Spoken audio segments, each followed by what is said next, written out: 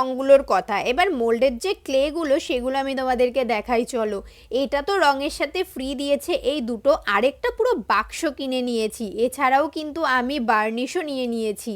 ওই আলমারি করে বার্নিশ করিনি, একবার যে ভুল করেছি সেই ভুল আমি সেকেন্ডবার আর করবো না, এর জন্য একটা বার্নিশও কিনে নিয়েছি। আর বার্নিশটার দাম জানো তো 500 টাকার কাছাকাছি নিয়েছে।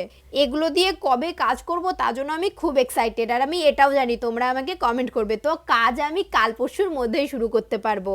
আর হ্যাঁ, তোমাদের কিন্তু অবশ্যই দেখাবো আমি কি কি বানালাম না বানালাম, আর তোমরাও প্লিজ আমাকে দেখিও। বাড়ি বসে এরকম ছোটোখাটো হাতের কাজ করতে আমার না খুবই ভালো লাগে। আর নিজের হাতের কাজ যখন নিজের ঘরে সাজানো থাকে বা নিজের হাতের কাজ যখন নিজে পড়তে পারি তখন কত ভালো লাগে বলো তো। ভিডিওতে দেখি এই মোল্ডেড ক্লে দিয়ে সবাই কত সুন্দর গলার হার কানের বানাচ্ছে, আমি এখনো পর্যন্ত একটাও বানাতে পারলাম না, কারণ আমার কাছে ওগুলো কিভাবে বানাতে হয় তার কোনো আইডিয়াজই নেই। আমি ভিডিও তো দেখছি কিন্তু